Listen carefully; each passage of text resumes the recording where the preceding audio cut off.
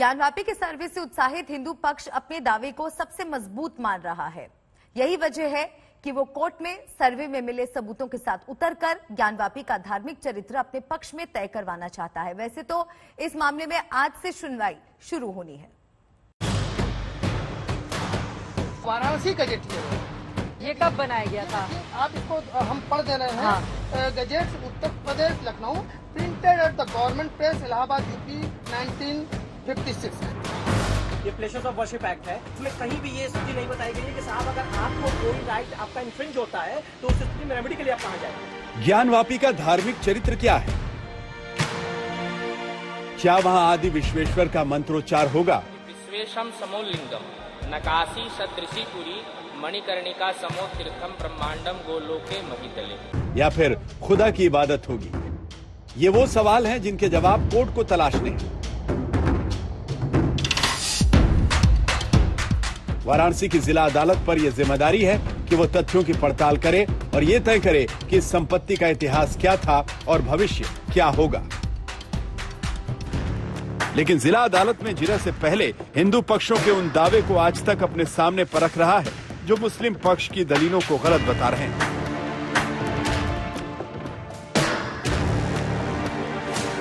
आज तक पर 3 वकीलों ने बताया कि आखिर ज्ञानवापी पर हिंदू पक्ष का दावा इतना मजबूत क्यों और कैसे है।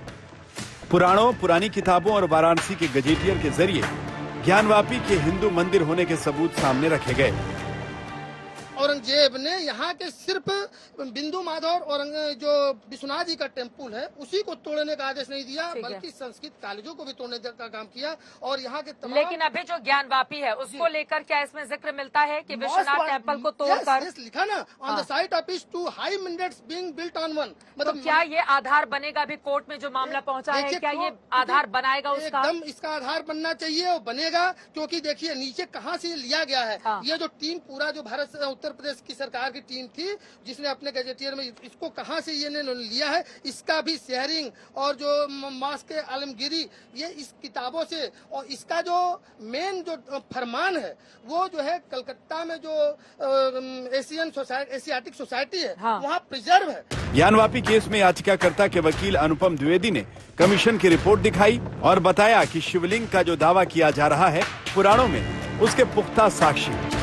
ये जो कमीशन में बताया गया है, ये देखिए ये तालाब है और इसमें हम शिवलिंग का ये दावा करते हैं। अगर ये शिवलिंग हमको मिल गया तो स्कंद पुराण के हिसाब से भी अगर कोई डीटी विराजमान है, कोई मूर्ति विराजमान है, तो ऐसी स्थिति में वो जगह उस मूर्ति उस डीटी की होगी। स्कंद पुराण की बातों को कोर्ट में आप लोग जब रखेंगे तो वो कितना मजबूत आधार आप लोगों का तैयार कर सकता है? एविडेंस का पार्ट होता है मैम, पार्ट होता है एकदम वो स्कंद पुराण एविडेंस का पार्ट माना जाएगा। एविडेंस का पार्ट माना जाएगा, एविडेंस एक्ट में मेंशन्ड है।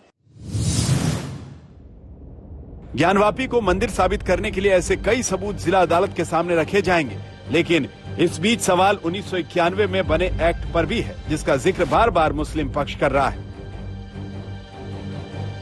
आपको मैं बताऊं कि देखिए पहली बात तो ये कि प्लेसेस ऑफ वर्शिप एक्ट 1991 जब पास हुआ है उसके पहले से लॉर्ड विश्वेश्वर का मुकदमा चल रहा है। तो जब कब से चल रहा है? 1991 का जो सूट हमारा पेंडिंग है, ठीक है, वो चल रहा है। 1937 में दीन मोहम्मद ने मुकदमा किया था, तो लीगल हिंड्रेंस जो है वो क्रिएट हो चुका है। साथ ही हिंदू पक्ष कोर्ट में ये साबित करने की कोशिश करेगा कि आजादी के वक्त ज्ञानवापी का स्वरूप मंदिर ही था।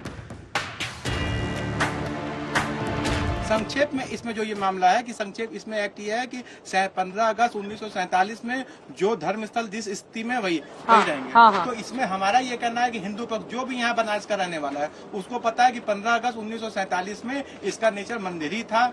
मुस्लिम पक्ष कहता है कि मस्जिद था।